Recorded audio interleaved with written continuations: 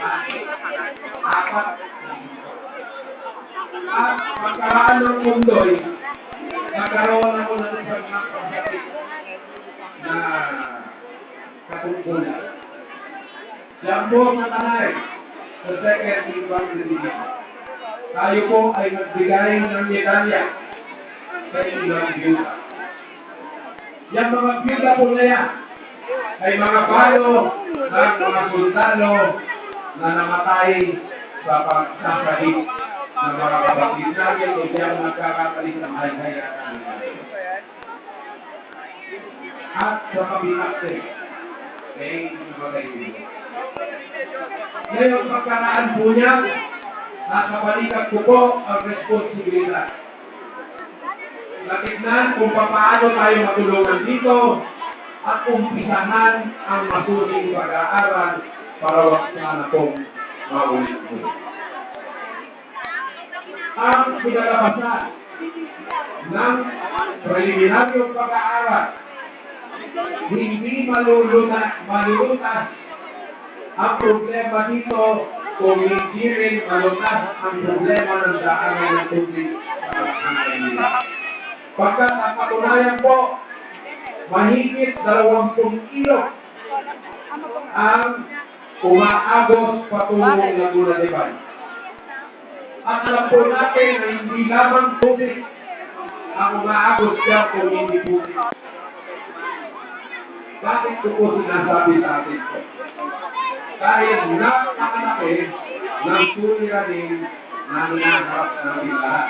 Hindi lang sabi, hindi lang mabigat, hindi lang pwede, hindi lang siniluwat, hindi lang po Santa Cruz, hindi lang Kalamban, Abuyaw, Santa Rosa, Binyang, Muntinlupa, Angono, Arcona, lahat po yan. Kung hindi, pati-pati, Makati, Manila, Quezon City, Marikina, kung hindi mismo kalikasan na ang kalaban natin at napakahirap pagkahiwa-hiwalay tayo ng harapin. Ngunit, hindi na lang tayo pwedeng humilata at pumayag na hayaan na lang pagkasain ng kalikasan ang ating buhay. Kailangan bumangon tayo, kailangan magsama-sama tayo sa gobyerno nasyonal, maghanap ng kaukulang pondo upang sa ganon magawa ang kinakailangan na infrastruktura para hindi na maulit-ulit ang pagbaha, ang pagragasa, ang pagkawalan ng hanap buhay, ang hindi maghuma ng tubig sa lawa. Kung hindi, napakalapit perwisyo po yan sa ating bansa. Ngunit, mangyayari lamang ito kapag po ako po'y nandito at nagpapasalamat at sa tingin ko nakabangon na po tayo sa Panginoon. Pagkatapos ng pakaisalubasa, ngunit huwag tayong aasa. Meron na lang pong 20 bagyo na daraan ngayong taon na ito, ngunit baka naman daw po hindi kaalintulas na nangyari na nakarang taon. Pagkasal po natin sa gano'n para magkaroon tayo ng pagkakataon na gawin ang paghahanda, ang pag-aayos ng mga nasalanta, at ang pagbabago ulit ng kabuhayan natin.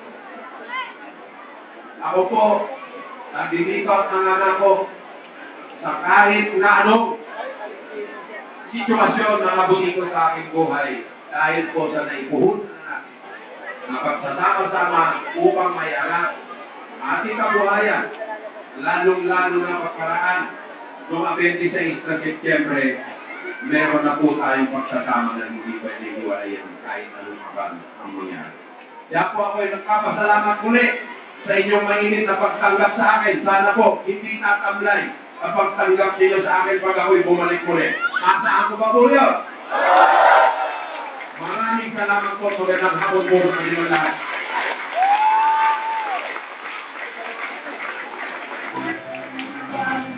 Ayan, nakita naman natin. Nakapagigdan. Kung ano ang plano. Si Secretary Siguro, hindi lang sa bayan ng amin, kundi sa buong bansa. Napakaganda. Yes, thank you. Nakakaganda ko. Leadership. Ang bigay sa amin na January, di ba? Sinabi sa akin din ng Congressman. Kami, mga kabataan Pinoy, ay sa hindi nalulupa at ng pamahaya na itatabuyan at ikagalak ang saligang batas ng Pilipinas. Makikibahagi at makikilaho sa mga demokratikong gawain ng pamahalaan para sa kapakanan ng pamayanan. Mataga kami mag-aaral, papantayin ang sarili, upang ang kapakinabangan ng mamamayan.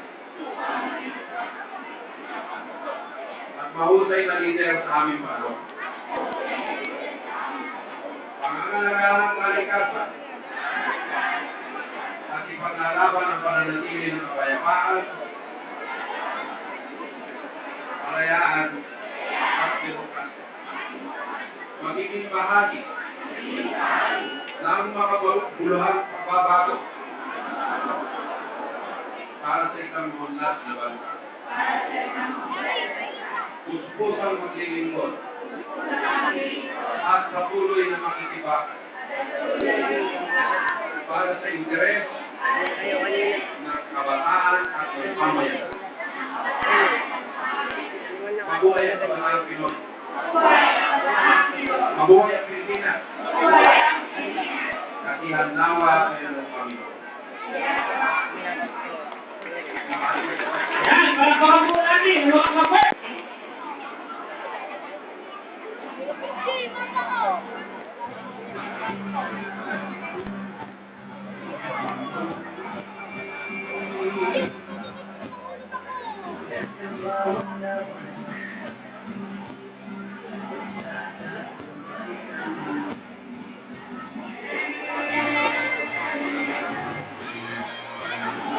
Yan, walking.